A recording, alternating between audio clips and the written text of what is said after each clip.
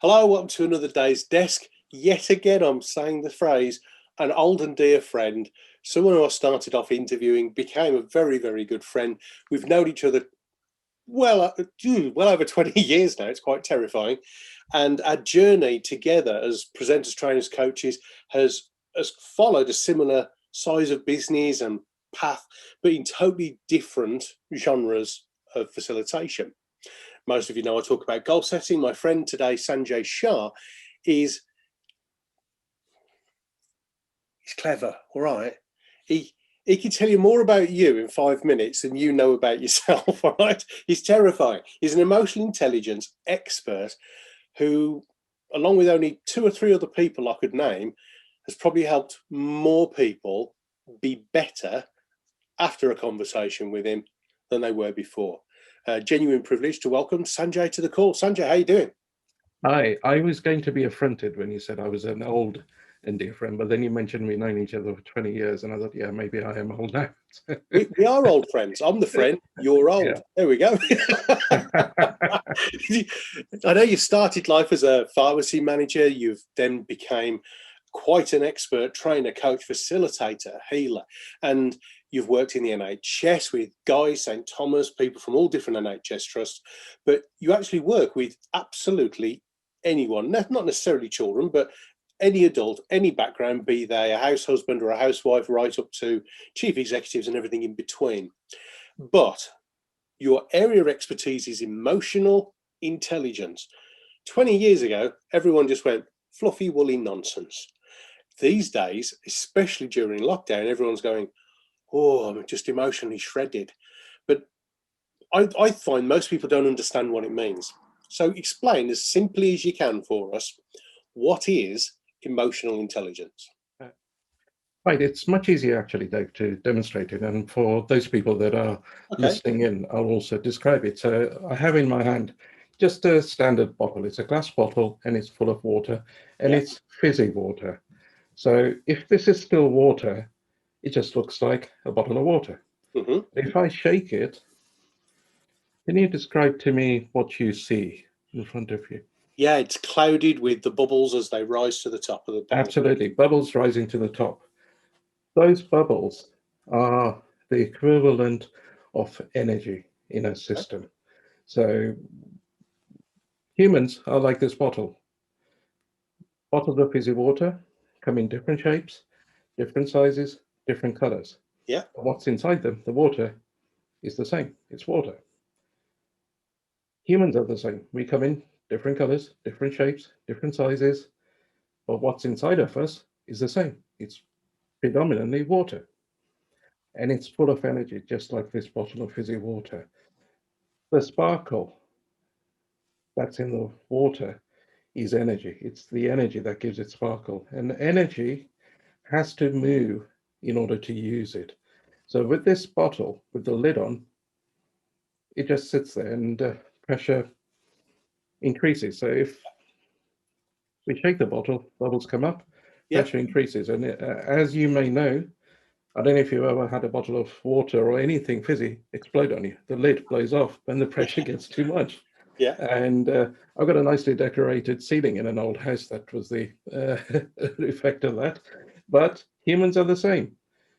What we do is we have a lid on our emotions, and we keep that lid on, and that pressure builds up and builds up and builds up. And sometimes we explode and we have rage, and uh, we could even have tears. So any emotion that comes up very strongly, it's because that lid has been kept on and then it's just blown off.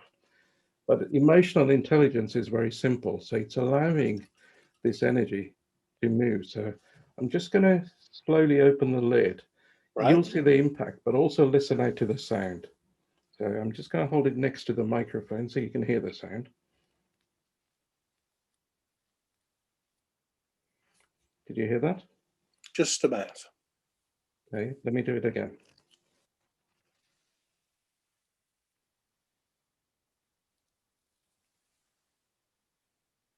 And what can you see in the bottle now with the lid off? Um, Bubbles. Are they yeah. moving quickly or slowly? Slower than last time. Okay, so life comes and shakes us up. Yeah, And you see the bubbles moving. yeah, yeah, faster. Yeah. Energy that's moving can be used, but if you put a lid on it, if we have an electric wire and we put resistance on it, Hmm. if we have a fuel pipe and we block the fuel pipe, which is the same as putting a lid on this bottle, that energy can't be used. The car will stop driving, or the electric car nowadays will stop driving if that electricity is blocked. So energy, What are the consequences to us of not using up that pent up energy? illness. So most doctors nowadays will agree that the majority of illnesses have behind them emotions. And we Brits have become very good at putting a lid on our emotions, Yeah, not letting them move. It's called the stiff upper lip. And that's the cause of a lot of illnesses, stress. How much stress is there nowadays with all the lockdowns, with the pandemic, with all the things that are going on in society, the changes? And all those blocked emotions are looking for a release. So energy that is trapped in a container will destroy the container from the inside. So eventually the container will be destroyed from the inside. Humans, if we trap our emotional energy, we get ill. That's the impact of not moving that energy. and leave a nasty stain on the ceiling. Yeah. Yeah, yeah. And that energy, if it is moving, we can utilize it.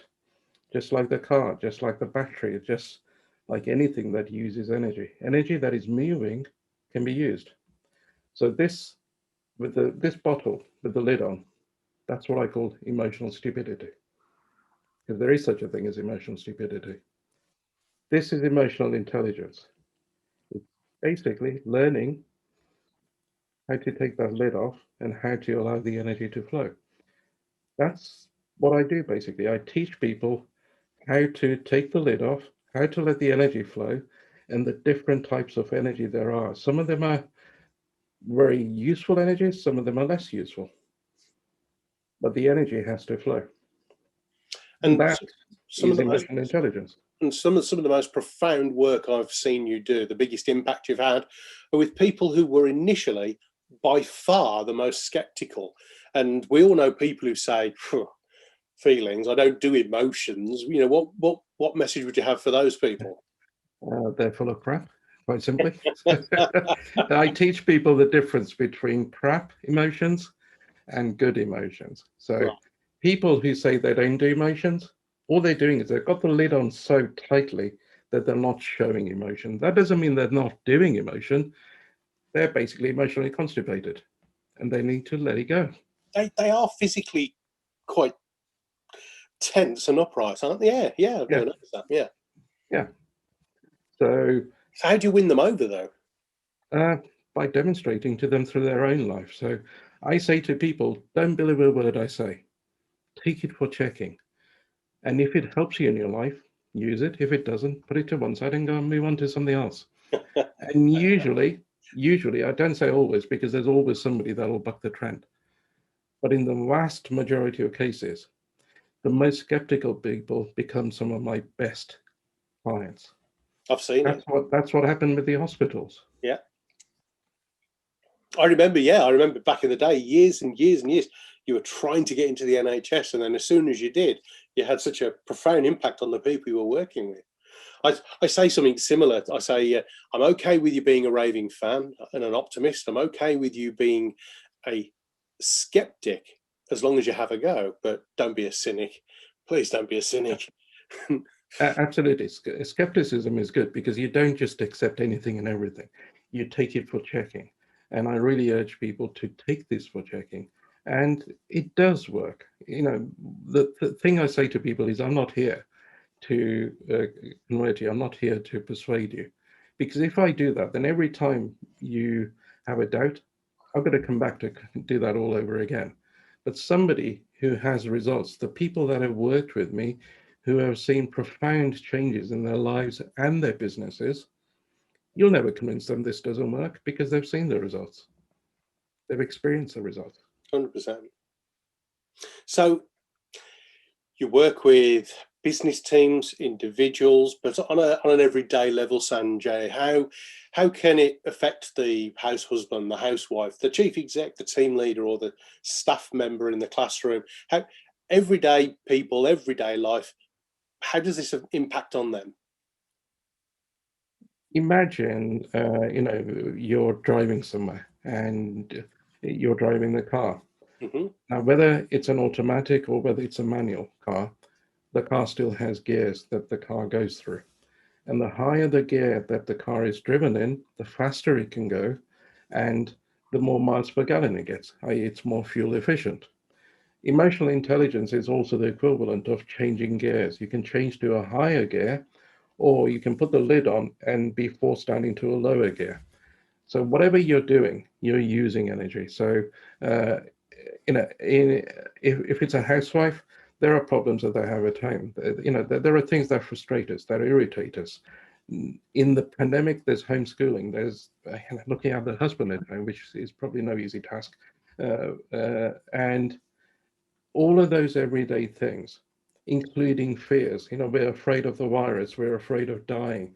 We're afraid of losing our jobs. We're afraid of losing our friends. We miss our friends. We miss meeting up with family and friends. All of these things are everyday things that everybody's experiencing. And the only way that we can experience life is through our senses. And our senses generate our emotions. So Say what that you're again. feeling is a direct result. Say that again clearly for us. So we experience life Yeah. through our senses, the Mm-hmm. 5 senses. Those 5 senses feed into our thinking. And what we think about and how we think creates our emotions. We have no choice. So if you're saying you don't do emotions, you're also saying you don't think. Well, we all know people who don't think. And, so if you have any sense in your body, and I actually say to, people ask me, so what do you do? And I say, I help people to come out of their heads and come to their senses, because we make stupid decisions and we make clever decisions. It's not about not doing emotions, but it's about experiencing emotions that help you become more intelligent or more stupid, depending on which emotions you choose to experience. Now, if you're in an emotion of fear, did you know that you can actually convert that fear into courage? And it just takes an instant. If you're experiencing anger, you don't need to blow up, you don't need to show it to people.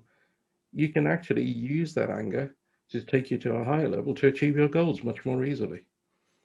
So that's about taking responsibility, something you taught me very early on when we worked together. And it doesn't matter what we do in life, how young or old we are, we can all be guilty of blaming other people, situations, or the Inland Revenue. Oh, I'm so mad about the tax bill. Or, little Joanna in class today, want to throttle her. Or, well, why haven't you done the dishes? Why haven't you taken the garbage out? And we blame other people and situations for the way we feel. What you teach is a way of us taking responsibility and control of those feelings to allow us, as you say, just to unscrew that cap and let some of the energy out. Yeah, we can't control what happens outside of us. We can't control what the virus is doing in this pandemic. We can't control what people who are spreading the virus are doing, but we can control what we're feeling. Yes. We can change what we're feeling. So it's not about control, because control still means, if you're angry and you're saying, well, I'm managing my anger or I'm controlling my anger, you're still angry. But what if you can actually change that anger into something more constructive? And we have that ability, and that's what emotional intelligence is about. It's not about the theories. You can read lots of books on emotional intelligence, but what I showed in the demonstration with the bottle, that's all you really need to know about the theory. What you need to do is learn how to use that energy. Well, come on then, Sanj, let's do something. So, as to finish this tiny little chat we've got to get today together, give us one thing that people watching or listening to this can do practically to better manage their feelings. Well, go to my website and register for the free ebook. That'll give you some tips straight away. And it just gives you a sense, a flavor of what I do. And I've got a brand new website which has gone up. So I'll give you the address of the new one. There's content still about to go on there. So if you go onto it immediately, you might find there's limited stuff on there, but you can still register for your free ebook. Okay. And that will allow you at least to get a sense. And if you like it, great. If you don't like it, then deregister, unsubscribe, and you won't hear from me again. And that way you get to make up your own mind whether this is for you or not. Fantastic. Sanjay, thank you very much indeed for your time today. As always, very generous, very practical, pragmatic, simple to understand advice from someone who's changed thousands of people's lives. Thank you. Thank you. The website address is emotional, that's EMOTIONAL,